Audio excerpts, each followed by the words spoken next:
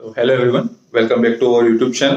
તો આની પહેલાના વિડીયોઝમાં આપણે સોર્સિસ, શેડ્યુલ અને કઈ રીતે મંથનું પ્લાનિંગ કરવું તેના વિશે આપણે વાત કરી ચૂક્યા છીએ, રાઈટ. હવે ડીવાયએસએનો ઘણો ઓછો સમય બાકી છે અને આપણા શેડ્યુલ હિસાબે પોલિટીનો જે સબ્જેક્ટ હતો એ ગઈકાલે એટલે કે 18 તારીખ સુધી પૂરો થઈ જવો જોઈતો હતો. And now we have entered the stage કે જ્યાં નોલેજની સાથે સાથે ઇમ્પ્લિમેન્ટેશન પણ બહુ ઇમ્પોર્ટન્ટ છે. કે આપણે જે વાંચેલું છે, જે ઇનકેસ અગર એવા પ્રિલિમમાં શોકિંગ કે શોકર સવાલ આવે છે કે જે વાંચેલું નથી કે યાદ નથી, તો એને પણ સોલ્વ કઈ રીતે કરવું તે ખૂબ ઇમ્પોર્ટન્ટ થઈ ગયું છે. તો આજના વિડીયોમાં આપણે એ જ જોઈશું કે જે પ્રિલિમ્સના પેપર આવે છે એમાં તમને ઇનકેસ નથી બી ખબર, કાં તો તમે લોજિકલ રીઝનિંગ કે કોમન સેન્સથી પણ જવાબની નજીક કઈ રીતે પહોંચી શકો છો. તો આજના વિડીયોમાં આપણે ડીવાયએસઓના ગયા વર્ષના પેપરના 25 સવાલ લઈને સમજવાનો ટ્રાય કરીશું કે નોલેજનું ઇમ્પ્લિમેન્ટેશન કઈ રીતે કરવું, અને જો નોલેજ નથી કાં તો થોડું ભૂલાઈ ગયું છે તો કોમન સેન્સની રીતે જે આપણો જે આન્સર છે તેની નજીકમાં નજીક કઈ રીતે પહોંચી શકાય છે, રાઈટ. અલ્ટિમેટલી આપણે એલિમિનેશન ગેમ રમવાની છે અને પ્રિલિમ્સમાં એક બાઉન્ડ્રી ક્રોસ કરવાની છે. બહુ હાઈ સ્કોર કરવાની જરૂર નથી, 50% અંડર જ મેરિટ એનું આવતું હોય છે. ઓકે, ચાલો જોઈએ કે ગયા વર્ષના જે 25 પોલિટીના સવાલ હતા એમાં આપણે કઈ રીતે એને સારી રીતે ટેકલ કરી શકતા હતા અને સાચા જવાબ સુધી જલ્દી કાં તો સારી રીતે પહોંચી શકતા હતા. ઓકે, તો લાસ્ટ યરના ડીવાયએસઓનો પ્રથમ સવાલ જોઈએ કે હિન્દ સરકારનો ધારો 1935 બાબતે નીચેના પૈકી કયા વિધાનો સાચા છે. હવે હિન્દ સરકારનો ધારો 1935 ઇમ્પોર્ટન્ટ ટોપિક છે. જેણે વાંચ્યો હશે એના માટે આ સવાલ ખૂબ જ સરળ હતો, પણ જો ઇનકેસ આપણને ના યાદ હોય કે ન વાંચ્યો તો પણ આને કઈ રીતે સોલ્વ કરી શકાતો હતો. તો પહેલું સેન્ટેન્સ જો કે આ ધારાએ પ્રાંતોમાં દ્વિમુખી રાજ્ય પદ્ધતિ નાબૂદ કરી અને પ્રાંતીય સ્વતંત્રતા દાખલ કરી. ચલો, આનો મેઇન ફંડા જ હતો કે પ્રોવિન્શિયલ ઓટોનોમી આપી હતી. તો આ પહેલું વાક્ય સાચું બની શકે છે. બીજો વાક્ય જોઈએ કે આ ધારાએ રાજ્યપાલને પ્રાંતીય ધારાસભાને જવાબદાર મંત્રીઓની સલાહ અનુસાર કાર્ય કરવાનું પણ ઠેરવ્યું. ઓકે, તો આ એક જનરલ સ્ટેટમેન્ટ બને છે કે પ્રોવિન્શિયલ ઓટોનોમી આપી છે તો આ રીતનો કંઈક પ્રોવિઝન એમાં હોઈ શકે. તો બીજું પણ આપણે માની શકીએ કે સાચું હોઈ શકે. હવે ત્રીજું જોઈએ કે આ ધારાએ તમામ 11 પ્રાંતોમાં દ્વિગૃહી પ્રથા દાખલ કરી. હવે પ્રિલિમ્સમાં જ્યારે બી આવા એક્સ્ટ્રીમ વર્ડ્સ આવે છે જેમ કે તમામ, ઓનલી, બિગેસ્ટ, સ્મોલેસ્ટ, લાર્જેસ્ટ, આ મોટા ભાગે ખોટા હોવાના ચાન્સીસ વધારે છે. અને જેણે વાંચ્યું હશે એને ખબર જ હશે કે 11માં નહીં પણ 6માં જ આ દ્વિગૃહી પ્રથા દાખલ કરી હતી.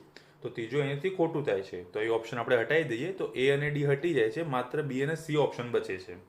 હવે ચોથો વાક્ય કે અનુસૂચિત જાતિ, સ્ત્રીઓ અને કામદાર માટે અલગ મતદાર મંડળો પૂરા પાડી કૌમી પ્રતિનિધિત્વનો સિદ્ધાંત વિસ્તૃત કર્યો. હવે આ 1919નો જે ધારો હતો એ યાદ કરો.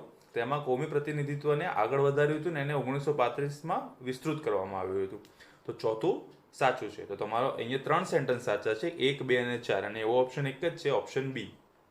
તો આ રીતે ત્રીજું જો તમે એલિમિનેટ કર્યું હોત તો તમે માત્ર 2 ઓપ્શન વચ્ચે કન્ફ્યુઝ થઈ શક્યા હોત અને તેના ઉપર તમે જવાબ સુધી પહોંચી શકાયું હોત. હવે બીજો સવાલ જોઈએ કે નીચેના પૈકી કયા વિધાન સાચા છે.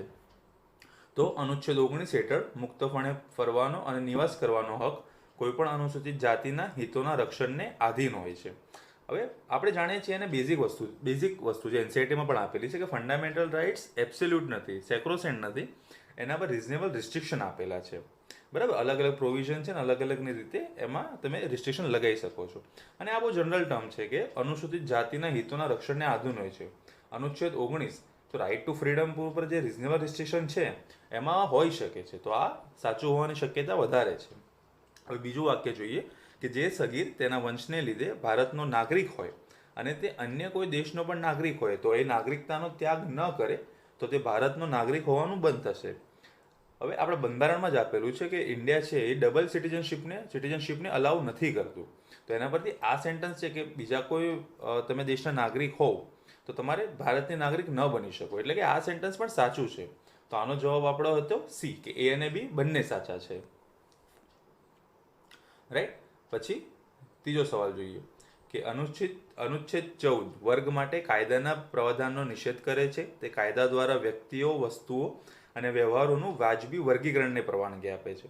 તો અનુચ્છેદ 14માં રૂલ ઓફ લો ને એ બધી વાત થયેલી છે, પ્રોસિજર એસ્ટાબ્લિશ લો ને એ બધું. તો આ સેન્ટેન્સ સાચું હતું.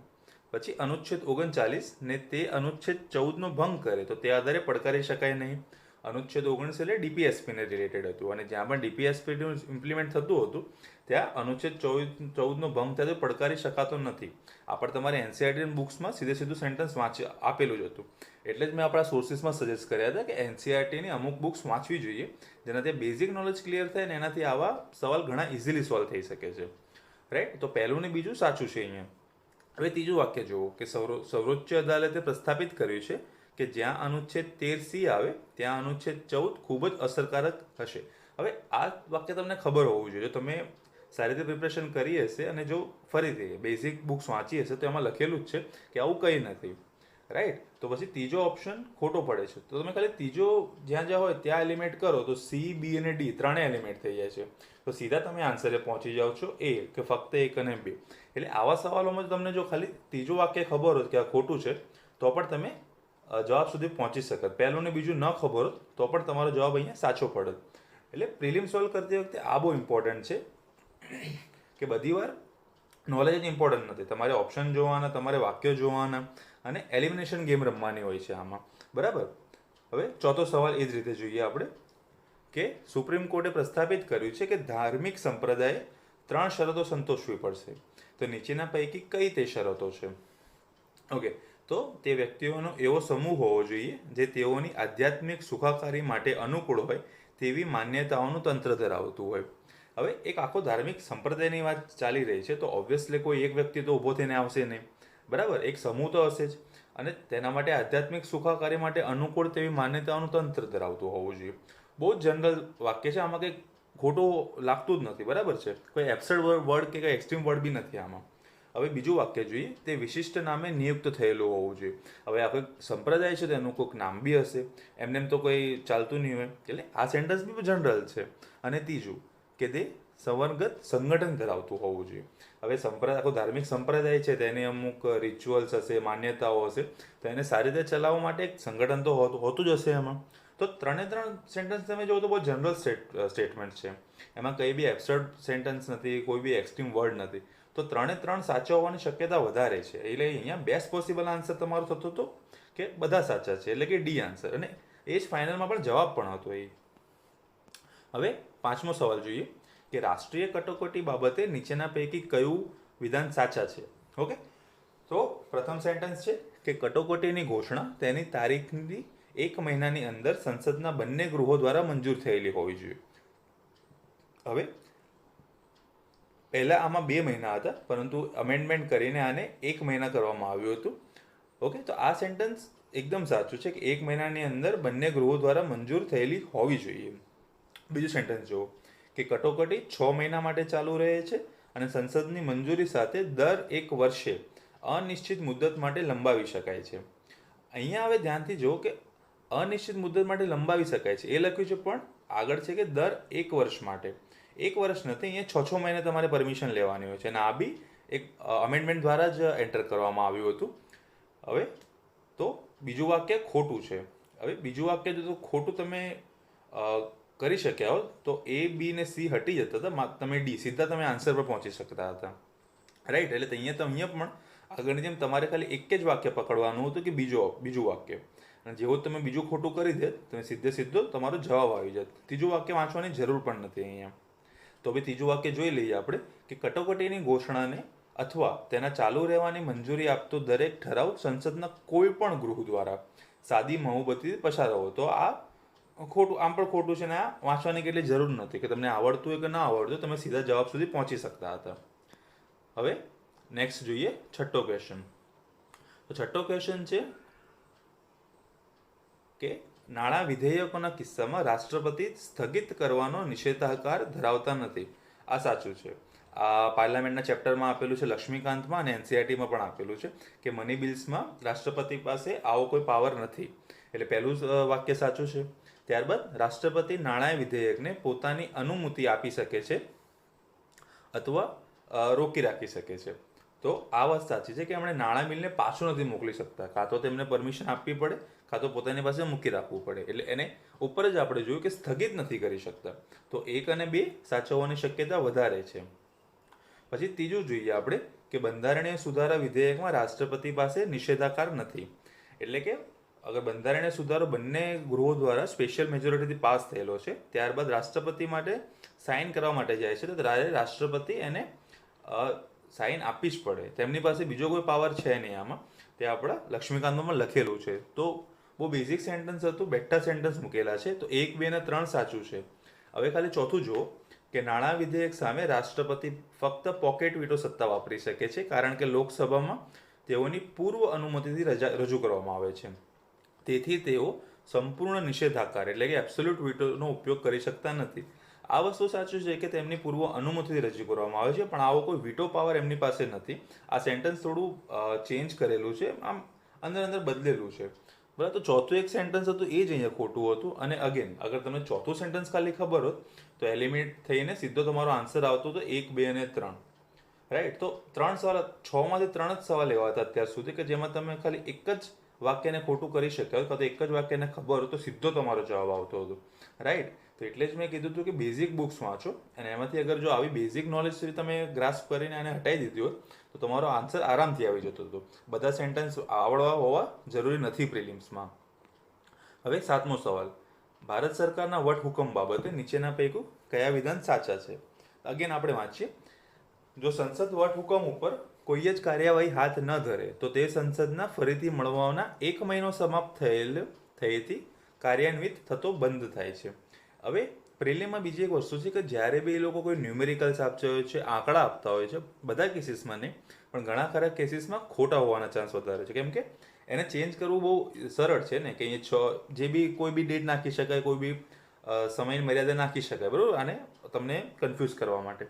જેને વાંચ્યું છે એને ખબર હશે કે અહીં 1 મહિનો નથી, 6 વીક છે, એટલે કે 6 અઠવાડિયાનો ટાઈમ હોય છે. પણ અગર તમે નથી બી વાંચ્યું તો અહીંયા એક આંકડો છે, તમે એને સાઈડમાં રાખો. બીજો વાંચીએ કે જો સંસદના બંને ગૃહો તેને નામંજૂર કરે તો વટહુકમ નિયત સમય મર્યાદા કરતાં પહેલાં પણ કાર્યાન્વિત થતો બંધ થાય છે. ચલો આને સાઈડમાં રાખો, બરાબર, ખબર હોય હા કે ના, કશું નહીં.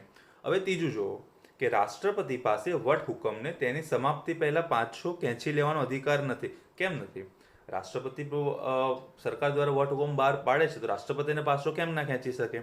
અને આ પણ બેક ટુ સેન્ટેન્સ તમારી લક્ષ્મીકાંત તેમજ એનસીઈઆરટીમાં લખેલું છે કે રાષ્ટ્રપતિ એ વટહુકમને સમાપ્તિ પહેલાં પાછું લઈ શકે છે. તો ત્રીજું કાઢો તો 2 ઓપ્શન નીકળી ગયા. હવે બી ને ડી જ બચ્યું. તમને પહેલો ઓપ્શન તમારે હતું કે આ 1 મહિનાનો સમય મળે, એ ખોટો હોવાના ચાન્સીસ વધારે છે. તો અહીંયા તમે લોજિકલ ગેસ કર્યું હોત કે આવો આંકડો ખોટો હોઈ શકે તો પહેલું પણ એલિમિનેટ થઈ જાય, ત્રીજું પણ એલિમિનેટ થઈ જાય, તમારો આન્સર સીધો આવી જાય ફક્ત 2. રાઈટ. તો આ રીતે તમે ધીમે ધીમે લોજિકલ ગેસિંગ લગાવી શકો છો અગર તમે કોમન સેન્સનો યુઝ કરો. અગર વાંચેલું છે તો બહુ ઇઝી છે કે 1 મહિનો નહીં 6 અઠવાડિયા છે, પણ નથી વાંચ્યું તો પણ તમે એલિમિનેટ કરીને જવાબ સુધી પહોંચી શકતા હતા. હવે નેક્સ્ટ ક્વેશ્ચન કે ભારતના ઉપરાષ્ટ્રપતિ બાબતે નીચેના પૈકી કયા વિધાનો સાચા છે? તો ફર્સ્ટ છે કે તેઓ રાષ્ટ્રપતિ તરીકે વધુમાં વધુ 6 મહિનાના સમયગાળા માટે કાર્ય કરી શકે છે. ચલો ફરીથી અહીંયા આંકડો છે પણ આપણે એને ખાલી સાઈડમાં રાખીએ, સાચું ખોટું નથી કહેતા. બીજો જુઓ કે રાષ્ટ્રપતિ તરીકે કાર્ય કરતા દરમિયાન ઉપરાષ્ટ્રપતિ રાજ્યસભાના અધ્યક્ષની પદની ફરજો બજાવતા નથી.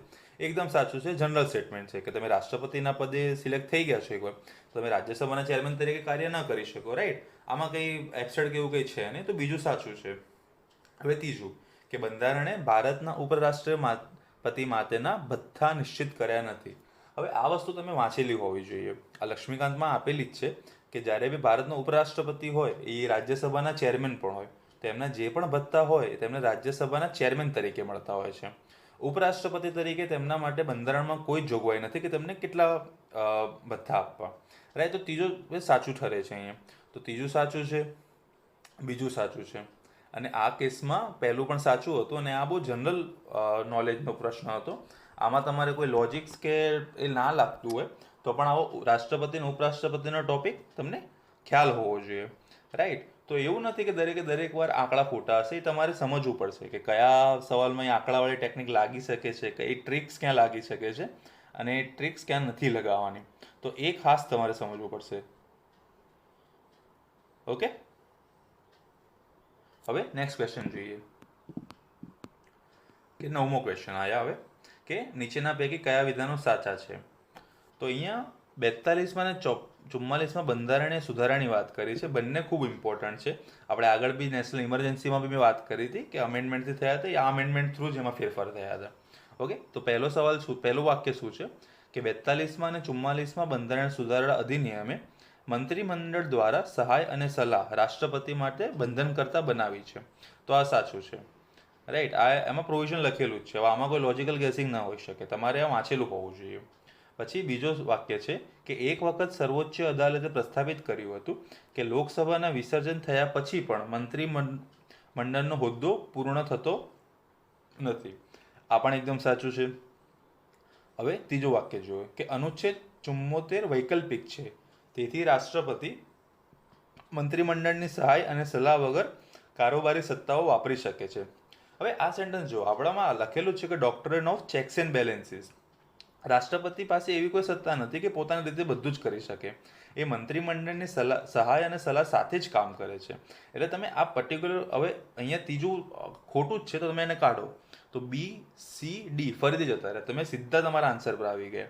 અગેન, અગર પહેલું બીજું નથી પણ ખબર અને ત્રીજાનું બેઝિક નોલેજ છે કે આપણે લોકશાહીમાં ડોક્ટ્રિન ઓફ ચેક્સ એન્ડ બેલેન્સીસ છે, તો આવો કોઈ એનોર્મસ પાવર રાષ્ટ્રપતિને ના આપી શકાય કે રાષ્ટ્રપતિ જાતે જ બધું કરી નાખે. તો આ સરળતાથી આ એલિમિનેટ થઈને તમે ફક્ત 1 અને 2ના આન્સર સુધી પહોંચી શકતા હતા. ઓકે, હવે 10મો સવાલ કે સંસદની સંરચના બાબતે નીચેના પૈકી કયા વિધાનો સાચા છે? તો ફર્સ્ટ વાક્ય કે હાલ રાજ્યસભા રાજ્યોનું પ્રતિનિધિત્વ કરતા 229 સભ્યો, 4 સભ્યો કેન્દ્ર શાસિત પ્રદેશમાંથી અને 12 નિયુક્ત સભ્યો ધરાવે છે. રાજ્યસભા અને લોકસભાના બેઝિક બંધારણની વાત છે. આ તમે એનસીઆરટીમાં લક્ષ્મણ કોઈ બી બુક રિફર કરતો એમાં આપેલું છે અને આમાં તમને ખબર જ હોવી જોઈએ. આવા સવાલ બ્રેડ એન્ડ બટર કહેવાય. આવા સવાલોમાં માર્ક્સ ન જ જવા જોઈએ. હવે બીજું વાક્ય જુઓ કે લોકસભાની મહત્તમ સભ્ય સંખ્યા 550 છે, તો ખોટું. 552 આપેલી છે, તો બીજું ખોટું છે. એને ખાલી બીજું ખોટું કરીને એલિમિનેટ કરો. એ, બી, ડી જતા રહ્યા, સીધો તમારો આન્સર આવી જાય છે. આમાં સી આન્સર આવી છે કે 1 અને 3. હવે ત્રીજું તો પણ જોઈ લઈએ કે હાલ લોકસભા રાજ્યોનું પ્રતિનિધિત્વ કરતા 530 સભ્યો અને કેન્દ્ર શાસિત પ્રદેશોનું પ્રતિનિધિત્વ કરતા 13 સભ્યો.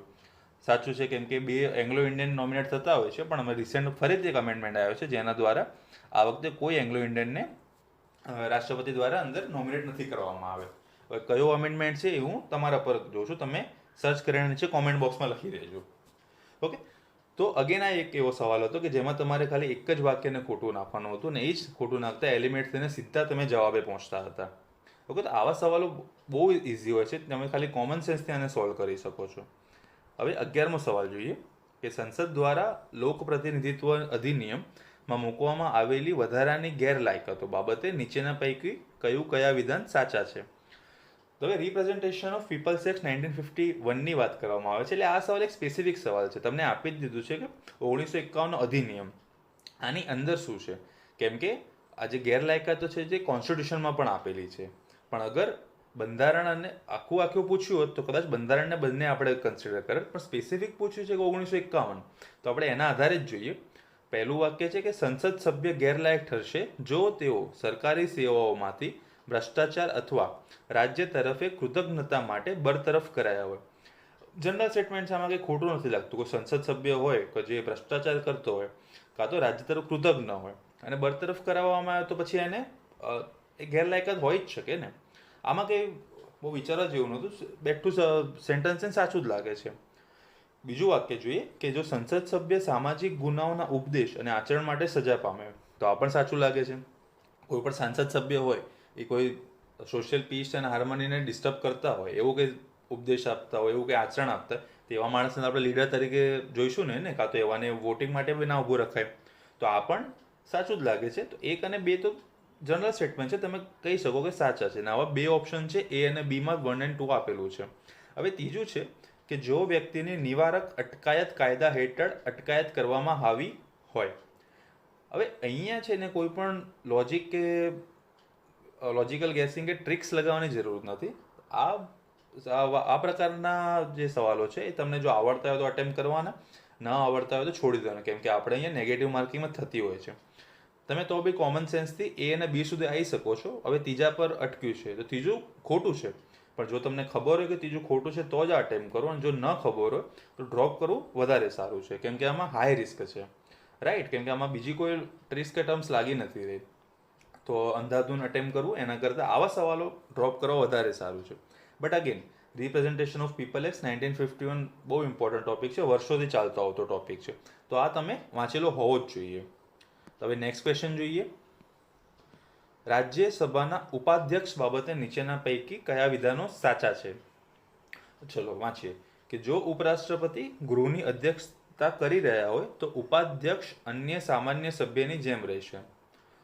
એકદમ સાચી વાત છે કે ઓલરેડી જે આપણું રાજ્યસભા છે એમાં ઉપરાષ્ટ્રપતિ અને ચેરમેન બની ચૂક્યા છે, તો પછી અન્ય જે બી મેમ્બર્સ હશે એ લોકો એક સામાન્ય સભ્યની જેમ સમાનતાની રીતે જ વર્તતા હશે, રાઈટ. તો પહેલું અગેન જનરલ સ્ટેટમેન્ટ છે, અંદર કશું બી એબ્સર્ડ કે એક્સ્ટ્રીમ નથી, અને બેઠે બેઠું સેન્ટેન્સ મૂકેલું જ છે આપણે, તો આ સાચું જ છે. બીજું જોઈએ કે તેઓ ગૃહની કાર્યવાહીમાં ભાગ લઈ શકશે. હવે સામાન્ય સભ્યની જેમ વર્તે છે તો ગૃહની કાર્યવાહીમાં ભાગ તો લેશે જ, એટલે કે 1 અને 2 એકબીજાના કોમ્પ્લિમેન્ટરી સેન્ટેન્સ છે, કે સામાન્ય સભ્ય બી છે ને ભાગ બી લેશે, બરાબર. તો આ બંને એકસાથે સાચા હોવાની શક્યતા વધારે છે. હવે ત્રીજું જોઈએ કે પરંતુ તેઓ ગૃહ સમક્ષના કોઈ પ્રશ્ન ઉપર મત આપી શકશે નહીં. કેમ નહીં? અગર સામાન્ય સભ્યની જેમ છે, અગર એમની પાસે કાર્યવાહીમાં ભાગ લેવાનો અધિકાર છે તો એ મત કેમ ના આપી શકે, રાઈટ. તો અહીંયા ત્રીજું સેન્ટેન્સ થોડું કોન્ટ્રાડિક્ટરી થઈ જાય છે કે ભાઈ તમે સામાન્ય સભ્યની જેમ વર્તો છો બી ખરા, તમને પાર્ટ પણ લેવાનો અધિકાર છે પણ તમને મત આપવાનો અધિકાર નથી, કેમ નહીં? બરાબર. આ રીતના એક કોન્ટ્રાડિક્ટરી સ્ટેટમેન્ટ બને છે, તો ત્રીજું તમે એલિમિનેટ કરી શકતા હતા. અને અગેન ત્રીજું કાઢતા સીધો જવાબ આવે સી, અને 1 અને 2 સાચું છે એ આપણને ખબર જ હતી. 13મો સવાલ જોઈએ કે સંસદમાં પ્રસ્તાવો બાબતે નીચેના પૈકી કયા વિધાનો સાચા છે? હવે ખાનગી સભ્ય પ્રસ્તાવ કે તે ફક્ત બપોરની બેઠકમાં એકાંતર શુક્રવારે ચર્ચા કરવામાં આવે છે, ચલો આને સાઈડમાં રાખીએ, હોઈ શકે ના હોઈ શકે. બીજું છે સરકારી પ્રસ્તાવ કે તે સોમવારથી ગુરુવાર સુધીમાં કોઈ પણ દિવસે હાથ ઉપર લઈ શકાય છે. હવે સરકારી પ્રસ્તાવ એટલે કેવા પ્રસ્તાવ કે જે મંત્રીઓ દ્વારા રજૂ કરવામાં આવતા હોય, તો આનામાં એક કોમન સેન્સ લાગી શકે છે કે એના માટે તો વધારે સમય જ આપતા હશે, તો સોમવારથી ગુરુવાર સુધીમાં હોઈ શકે, પણ તો બી આને આપણે સાઈડમાં રાખીએ. ત્રીજો સવાલ, ત્રીજા વાક્ય પર આવીએ કે વૈધાનિક પ્રસ્તાવ. તો વૈધાનિક પ્રસ્તાવ તે ફક્ત મંત્રીઓ દ્વારા જ રજૂ કરી શકાય છે. હવે અહીંયા જુઓ ફરીથી એક્સ્ટ્રીમ વર્ડ આવ્યો, ફક્ત મંત્રીઓ દ્વારા રજૂ કરી શકાય છે, રાઈટ. તો અગેન આપણે વાત કરી જ તે ઉપર કે આવા એક્સ્ટ્રીમના ખોટા હોવાના ચાન્સ વધારે છે, તો ત્રીજું ખોટું હોવાનો ચાન્સ વધારે છે. તો ત્રીજું આપણે હટાવી દઈએ તો આપણી પાસે બે જ ઓપ્શન બચે છે, સી અને ડી, કે 1 ને 4 અને 1 2 અને 4. હવે અહીંયા અગેન તમે બે ઓપ્શન સુધી પહોંચી ગયા છો, અહીંયાથી આગળ તમારે નોલેજ છે તો જ આ અટેમ્પ કરવો જોઈએ, નહીં તો ફરીથી રિસ્ક વધી જાય છે. બીજું વાક્ય અહીંયા સાચું છે, કેમ કે તેને સોમવારથી ગુરુવાર સુધીમાં કોઈ પણ દિવસે હાથ પર ધરી શકાય છે, રાઈટ. પણ આ તમને પાક્કું ખબર હોય તો ઓપ્શન 1 2 4 એકદમ ઇઝી છે, પણ જો ન ખબર હોય તો આમાં રિસ્ક લેવું એટલું અનિવાર્ય નથી. પણ અગેન કોમન સેન્સથી તમે જવાબ સુધી આરામથી પહોંચી શકતા હતા. અને એક્સ્ટ્રીમ વર્ડ તો ત્રીજું તો આપણે આરામથી હટાવી શકીએ છીએ. હવે 14મો સવાલ. તો 14મો સવાલ નીચેના પૈકી કયા વિધાનો સાચા છે? તો પહેલું વાક્ય કે ખાનગી સભ્યો પણ સંસદમાં નાણાં વિધેયક રજૂ કરી શકાય છે. તો આપણે આગળના સવાલમાં જ જોયું કે જે સરકારી બિલ્સ હોય, સરકારી વિધેયકો એ ખાલી મંત્રી આપી શકતા હોય છે, તો નાણાં વિધેયક ખાનગી સભ્ય કઈ રીતે બતાવી શકે, રાઈટ. બહુ જ એબ્સર્ડ સેન્ટેન્સ છે, આ સાચું હોઈ જ ન શકે. હવે બીજું વાક્ય જોઈએ કે રાજ્યસભા દ્વારા સાદું વિધેયક વધુમાં વધુ 6 મહિનાના સમયગાળા સુધી રોકી શકાય છે. સાચું છે, બેઝિક વસ્તુ છે. બિલ છે જ્યારે બી તમે વાંચશો લક્ષ્મીકાંતમાં એમાં આપેલું જ છે. બીજું સાચું પડે છે, પહેલું ખોટું છે. હવે ફરીથી ત્રીજું જોઈએ કે લોકસભા રાજ્યસભા દ્વારા નાણાં વિધેયકમાં કરવામાં આવેલી ભલામણો સ્વીકારે તો તે વિધેયક લોકસભામાં ફરીથી પસાર કરવું પડે છે. અગેન બેઝિક પોલિટીનો સવાલ છે કે જ્યારે નાણાં વિધેયકની વાત આવે છે, જ્યારે લોકસભા પાસે ઓવરરાઇડિંગ પાવર્સ હોય છે, એના સ્પીકર જ નક્કી કરે છે કે ભાઈ આ નાણાં બિલ છે પણ કે નહીં. લોકસભા પાસે પાવર છે કે તે પાસ કરી શકે છે, રાજ્યસભા પાસે બહુ જ ઓછા પાવર છે. અમુક સમય સુધી પાસ ન કરે કાં તો કંઈ જવાબ ના આપે તો લોકસભા એમને પાસ પણ કરી દે છે. તો ઇનકેસ રાજ્યસભાની ભલામણો સ્વીકારે ના સ્વીકારે તો ફરીથી પસાર કેમ કરશે, રાઈટ. લોકસભા પાસે ઓવરરાઇડિંગ પાવર છે, અબ્સોલ્યુટ પાવર એની પાસે રહે છે. તો ત્રીજો ઓબ્વિયસલી ખોટું છે. તો પહેલું ને ત્રીજું ખોટું છે, તો આપણી પાસે આન્સર એક જ બચે છે, ઓપ્શન બી, દેટ ઇઝ ફક્ત 2. ઓકે. હવે 15મો સવાલ જોઈએ. સંસદમાં અંદાજપત્રના પસાર થવાના 6 તબક્કાઓ. હવે અહીંયા કોઈ પણ લોજિકલ ગેસિંગ, કોઈ બી ટર્મ્સ, ટ્રિક્સ કશું જ નથી. આ તમને બેઠે બેઠું ખબર હોય, તમને આવડે છે તો અટેમ્પ કરો, નથી આવડતું તો નથી અટેમ્પ કરો. તમે કેમ કે ગેસ કરીને શું કરશો? દરેકમાં સ્ટાર્ટિંગ ત્યાંથી જ થાય છે કે અંદાજપત્રની રજૂઆત, એન્ડમાં મોટાભાગે એ જ છે કે નાણાં વિધેયકનું પસાર થવું, અને છેલ્લે ઉપરોક્ત પૈકી એક પણ છે. તો આવા સવાલ, આ સરળ જ સવાલ છે, બેઠું 6 તબક્કા આપેલા જ છે, પણ જો બી તમને ના ખબર હોય તો અહીંયા કોઈ લોજિકલ ગેસ કરવાનું બનતું નથી. બાય ધ વે આમાં આન્સર છે એ કે અંદાજપત્રની રજૂઆત, પછી સામાન્ય ચર્ચા, પછી સમિતિઓ દ્વારા ચકાસણી, અનુદાનની માંગણી ઉપર મતદાન, વિનિયોગ વિધેયકનું પસાર થવું અને નાણાં વિધેયકનું પસાર. બટ ખબર હોય તો અટેમ્પ કરો, નહીંતર આને છોડી દો. નેગેટિવ માર્કિંગનું ધ્યાન રાખવું હંમેશા. પછી 16મો સવાલ છે કે ભારતની સર્વોચ્ચ અદાલતમાં ન્યાયાધીશ બનવા માટેની યોગ્યતા બાબતે નીચેના પૈકી કયા વિધાનો સાચા છે? અગેન 4 ઓપ્શનમાં આંકડા છે, આ છે, તે છે, પર આ સવાલ બી બેઝિકનો છે. આપણે સર્વોચ્ચ અદાલતના સ્ટાર્ટિંગમાં જ આવી જાય છે કે તમે કઈ રીતે કરીશું. તો આ વાંચેલું હોવું જોઈએ. ન વાંચેલું હોય, નથી આવડતું, ફરીથી રિસ્ક લેવાનો એટલો મતલબ નથી બનતો. તો પણ આપણે એકવાર જોઈએ કે વ્યક્તિ ઓછામાં ઓછા 5 વર્ષ માટે વડી અદાલતનો અથવા 2 કે તેથી વધારે એવી અદાલતનો એક પછી એક ન્યાયાધીશ હોવો જોઈએ. તો સાચું છે, આમાં ખોટું નથી કશું. બીજું જોઈએ, વડી અદાલતના વકીલ અથવા 2 કે તેથી વધારે એવી અદાલતોના એક પછી એક વકીલ તરીકે ઓછામાં ઓછું 10 વર્ષ બેઠું આપેલું છે લક્ષ્મીકાંતમાં. વડી અદાલતના ન્યાયાધીશને સર્વોચ્ચ અદાલતના એડહોક ન્યાયાધીશ તરીકે બેસવાની અને તે અદાલતના ન્યાયાધીશ તરીકે કાર્ય કરવા માટે નિયુક્ત કરવાની જોગવાઈ છે. એકદમ સાચું. અને ચોથું કે સર્વોચ્ચ અદાલત તથા વડી અદાલતના નિવૃત્ત ન્યાયાધીશોને તે અદાલતોમાં બેસવાની અને ન્યાયાધીશ તરીકે કાર્ય કરવા માટેની જોગવાઈ છે. 4 અહીંયા સાચા છે. ઓપ્શન આનો એ હતો, 1, 2, 3 અને 4. બટ અગેન આમાં કોઈ બી લોજિકલ ગેસિંગ નહીં ચાલે. આવી વસ્તુ તમારે ખબર હોવી જોઈએ. બેઝિક વસ્તુ છે, સુપ્રીમ કોર્ટની ચેપ્ટરના સ્ટાર્ટિંગમાં જ આપેલું છે. તો આ સવાલ પણ સરળ હતો, પણ આ નોલેજથી જ સોલ્વ થઈ શકે એમ હતો. રાઈટ, આમાં કોઈ લોજિકલ ગેસિંગ લાગતું નથી. હવે 17મો સવાલ જોઈએ કે લોકસભાના અધ્યક્ષની સત્તાઓ અને કાર્ય બાબતો નીચેના પૈકી કયું વિધાન કે કેટલા વિધાન સાચા છે? ઓકે, તો પહેલું વાંચીએ કે લોકસભાના વિસર્જન થયાથી અધ્યક્ષ પોતાનો હોદ્દો ખાલી કરતા નથી અને નવી ચૂંટાયેલા લોકસભા મળે ત્યાં સુધી ચાલુ રહે છે. સાચું છે. અને આમાં કોઈ જનરલ સ્ટેટમેન્ટ જેવું જ લાગે છે કે લોકસભાનું વિસર્જન થઈ ગયું છે તો એનાથી અધ્યક્ષ પોતાનો હોદ્દો ખાલી કેમ કરે? રાઈટ. અને અધ્યક્ષ પાસે તો એ પાવર પણ છે કે જે ત્યારે લીડર બનતો હોય ત્યારે પોતાની પાર્ટીની મેમ્બરશિપ છોડી બી શકે છે અને પોતાને જ્યારે અધ્યક્ષ હોદ્દો પૂરો થાય તો પાછો આવી શકે છે. ડિસ્ક્વોલિફિકેશનમાં એક એક્સેપ્શન બી છે. તો વિસર્જન થવાથી અધ્યક્ષ પોતાનો હોદ્દો ખાલી ન કરી દે. રાઈટ. આ સેન્ટેન્સ બેઠે બેઠું લખેલું પણ છે અને કોમન સેન્સનું પણ છે કે એ કેમ ખાલી કરશે? અને નવી જ્યારે લોકસભા ચૂંટાય ત્યાં સુધી કોક તો હેડ જોઈએ ને આપણને. તો પહેલો વાક્ય સાચું હોવાની શક્યતા ઘણી વધારે છે. અને 4 ઓપ્શનમાં પહેલો ઓપ્શન તો છે જ, એટલે કે એ વાક્ય સાચું જ છે. રાઈટ, એમાં કોઈ કન્ફ્યુઝન ન થવું જોઈએ. હવે આપણે બીજું વાંચીએ તો લોકસભાના અધ્યક્ષ વિરુદ્ધ અવિશ્વાસની દરખાસ્ત લાવવાના આશય માટેના પ્રસ્તાવની ઓછામાં ઓછી 10 દિવસની નોટિસ આપવી ફરજિયાત છે. અગેન એક આંકડો દેખાય છે આપણને 10 દિવસ. તો અહીંયા ખોટું હોવાની શક્યતા વધારે છે. અહીંયા સાચો જવાબ છે 14 દિવસ. પણ જો તમને ન ખબર હોય તો આંકડો જોઈને તમારા માઇન્ડમાં એક રિંગ થવી જોઈએ કે ભાઈ અહીંયા આવો આંકડો આપેલો છે તો શક્યતા છે કે ખોટું હોઈ શકે. હવે ત્રીજું વાંચીએ કે અધ્યક્ષ વિરુદ્ધ અવિશ્વાસની દરખાસ્ત દરમિયાન તેઓ મત આપી શકશે નહીં. તો કેમ નહીં આપી શકે? અગર તમે અધ્યક્ષ વિરુદ્ધ અવિશ્વાસની દરખાસ્ત દાખલ કરી છે તો એના પાસે બી રાઇટ છે કે પોતાને ડિફેન્ડ કરી શકે, કે પોતે મત આપી શકે. અને ત્યારે એ નોર્મલ લોકસભાના સભ્ય તરીકે જ વર્તશે. તેની પાસે પણ એ પાવર તો છે જ કે એ મત આપી શકે છે. તો બીજું ને ત્રીજું અહીંયા ખોટું હતું. તમારો આન્સર તો ડી, ફક્ત 1. રાઈટ. હવે આગળનો સવાલ જોઈએ, 18મો સવાલ કે નીચેના પૈકી કઈ જોડીઓ સાચી રીતે જોડાયેલી છે? હવે આ બેઝિક નોલેજનો ક્વેશ્ચન છે. તમને આ વાંચેલું હોવું જોઈએ કે કયા કેસીસમાં વિધેયક જે હોય તે રદ થાય છે અને કયામાં નથી થતા. આ આપણી મેન્સમાં પણ પૂછાઈ ગયેલો સવાલ છે. એટલે આ બધી વસ્તુઓ તો પાર્લામેન્ટમાં બહુ જ ઇમ્પોર્ટન્ટ ચેપ્ટર છે પાર્લામેન્ટ, અને એમાં બેઠે બેઠું આપેલું છે. એના ઉપરથી વાક્યો લીધેલા છે. તો આમાં કોઈ ટર્મ્સ કે લોજિકલ ગેસિંગની જરૂર નથી. તમારો નોલેજ બેઝ ક્વેશ્ચન છે. આનો જવાબ પણ બી જ છે, 1 અને 4. રાઈટ. આમાં કંઈ સમજાવવા જેવું પણ ખાસ નથી. તમે વાંચેલું હોય તો તમને આવડી જશે. હવે 19મો જોઈએ કે ભારતની સંસદની વિભાગીય સ્થાયી સમિતિઓમાંથી બાબતે નીચેના પૈકી કયું વિધાન કે કયા વિધાનો સાચા છે? રાઈટ. તો આપણે જોઈએ કે દરેક સ્થાયી સમિતિ 31 સભ્યોની બનેલી હોય છે, 21 લોકસભામાંથી અને 10 રાજ્યસભામાંથી. બીજું જોઈએ, મંત્રીઓ પૈકી ફક્ત કેબિનેટના સ્થાયી સમિતિના સભ્યો બનવા યોગ્યતા ધરાવે છે. અગેન અહીં એક એક્સ્ટ્રીમ વર્ડ છે કે ફક્ત કેબિનેટ મંત્રીઓ. હવે આપણું કેબિનેટ ઓલરેડી ઘણું નાનું જ છે, રાઈટ? એમાં કેટલા બધા સભ્યો હોતા નથી અને સમિતિઓ ઘણી છે આપણી પાસે. તો આ તો એક એક્સ્ટ્રીમ સેટમેન્ટ થઈ ગયું ને એબ્સર્ડ પણ થઈ ગયું કે ખાલી કેબિનેટ મંત્રીઓ થશે તો પછી એ લોકો કયું કાર્ય કરશે, બાકીના મંત્રીઓ શું કરશે? તો પછી તો બીજું તો સાવ ખોટું જ છે.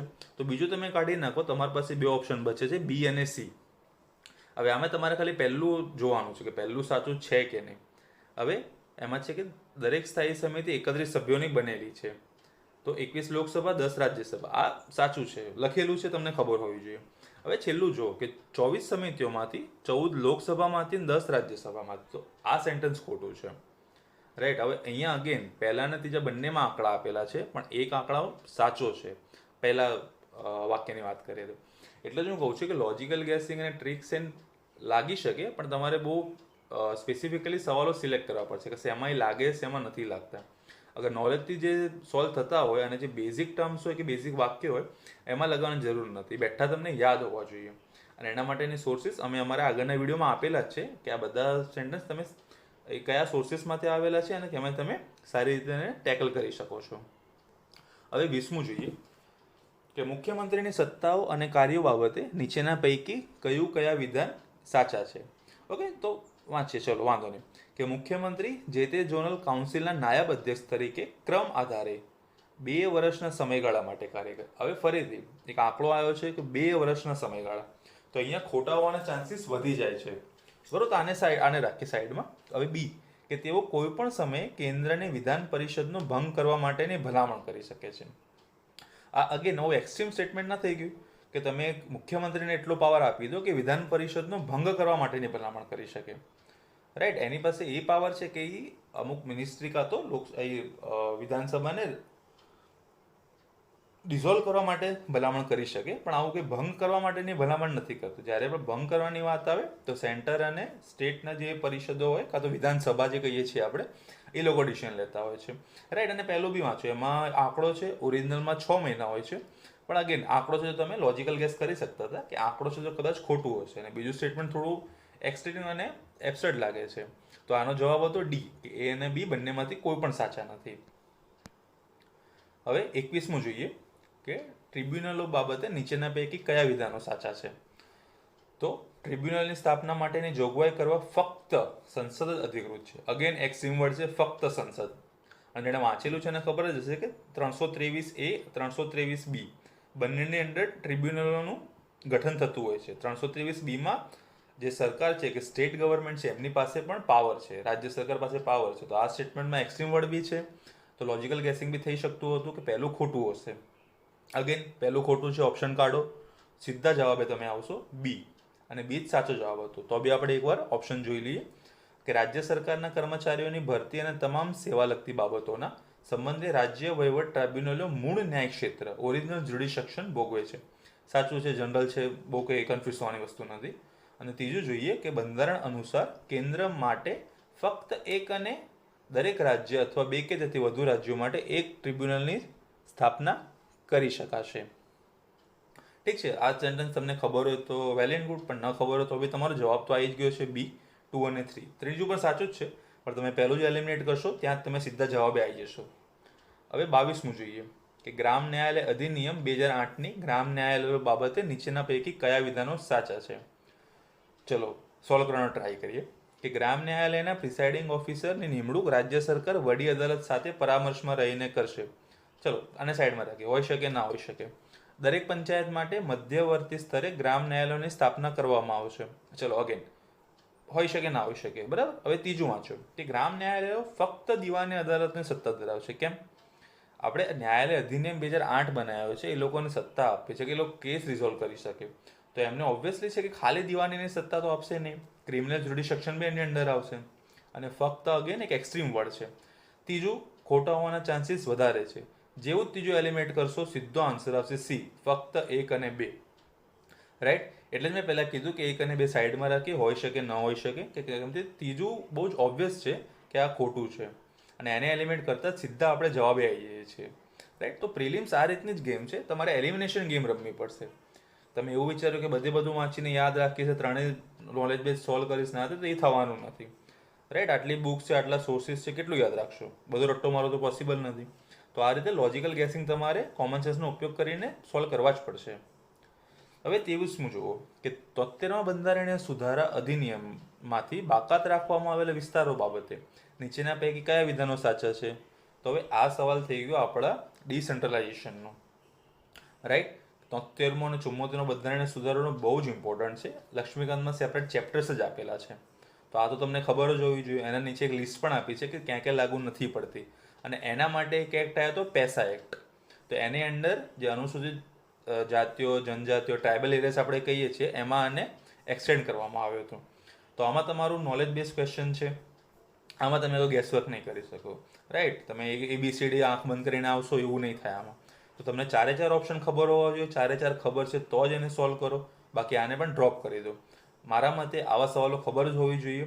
બેઝિક સવાલ છે, બહુ સરળ સવાલ છે. જવાબ હતો A, 1, 2, 3, 4, 4 આમાં સાચા હતા.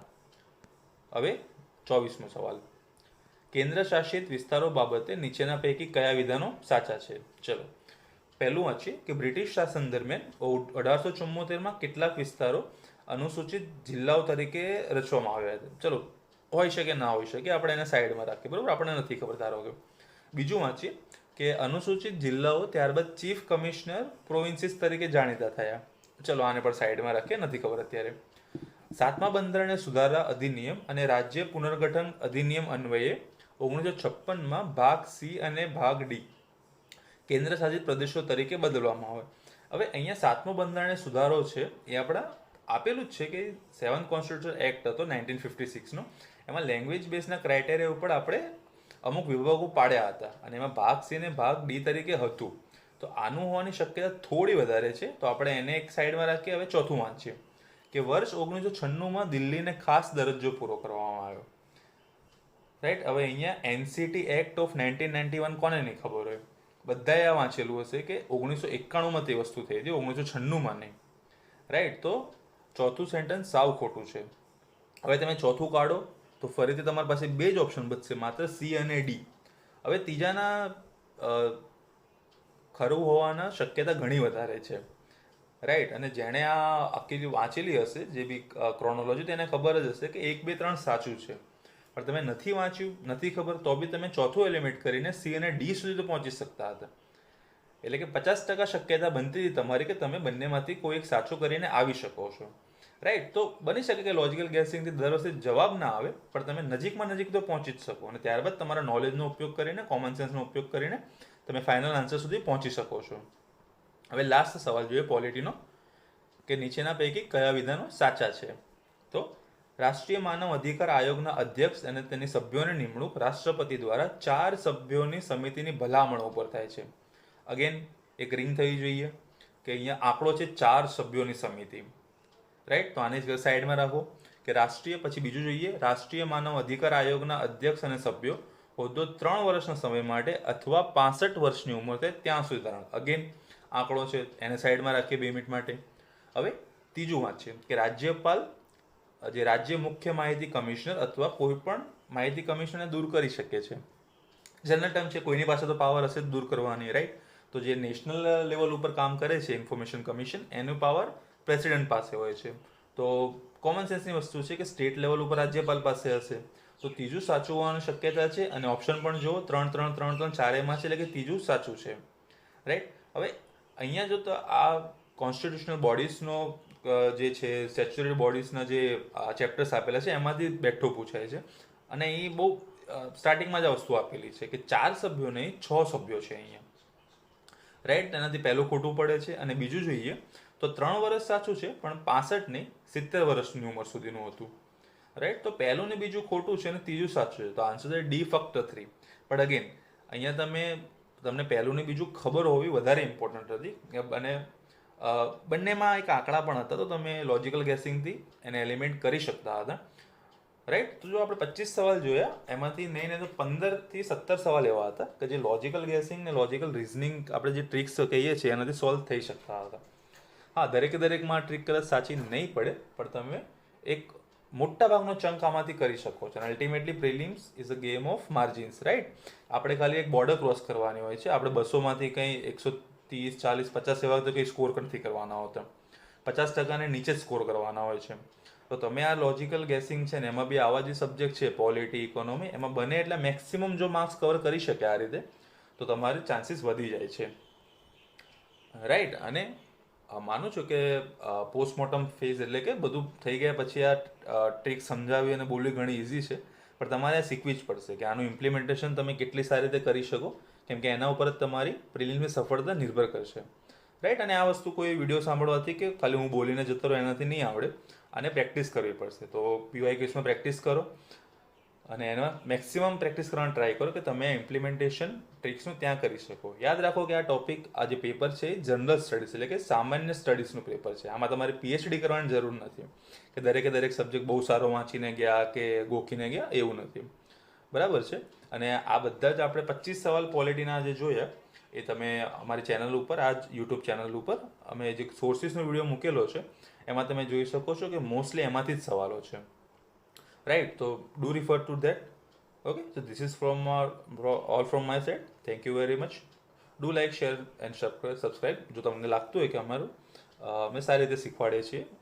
Okay, so best of luck from my side. Thank you.